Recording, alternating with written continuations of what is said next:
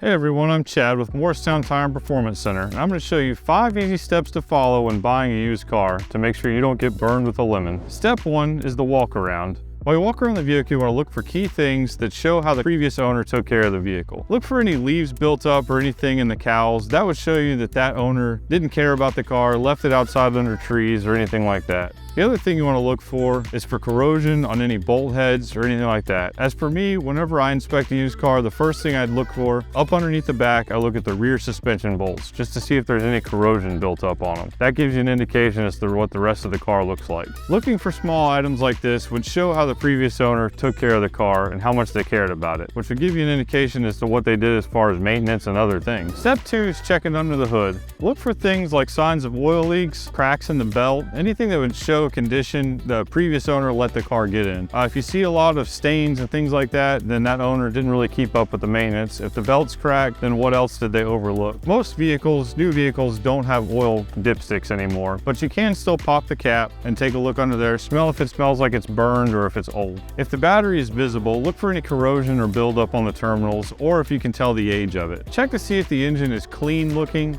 Always try to avoid if somebody has pressure washed or shined an engine. A lot of used car lots will spray silicone all over everything and you can't tell the condition of anything anymore. Step 3 is to do a quick inspection of the brakes and tires. This is another place where you can get a good idea of the overall condition of the vehicle. Check the tire condition and tread wear. You can check the age by the DOT number. If you had a question about that, you can see our previous video on tires. With the brakes, if you check the rotors, make sure the surface is smooth and there's no scoring, and check for any rust that's there. Again, that's an indication of how much corrosion is on the vehicle. If you look in here at the rotor and the brake caliper itself, you might see if there's any rust buildup. This specific vehicle does not have any. Step 4 of buying a used car is the test drive.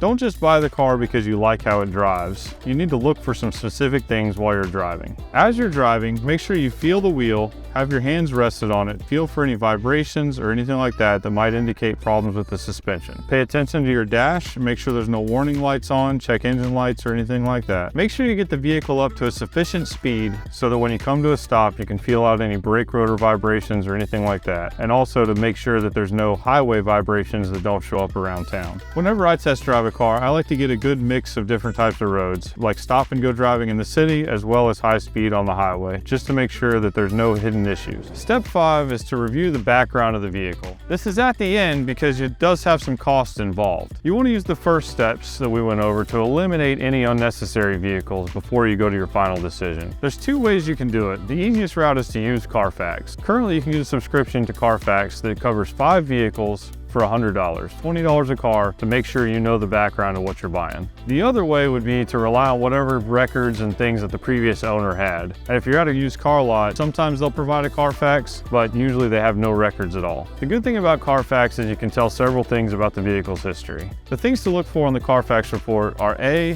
where all the vehicle was registered. If it was up north, you know to look for corrosion on the car. B, most of the maintenance records should be in Carfax if they were going to reputable shops. And C, if the vehicle was ever in any accidents, it'll show you all those accidents. Sometimes, depending on the state, how big of an accident it was in. And it'll tell you where on the vehicle it was hit so that you can check that for yourself. These are the steps that I use whenever I'm buying a used car. If you have any questions or you're not sure what to look for, you can always bring it to us at Morristown Tire and Performance. We charge $59.99 for a vehicle inspection, and that can save you a lot of money in knowing what you're getting into when you buy a car.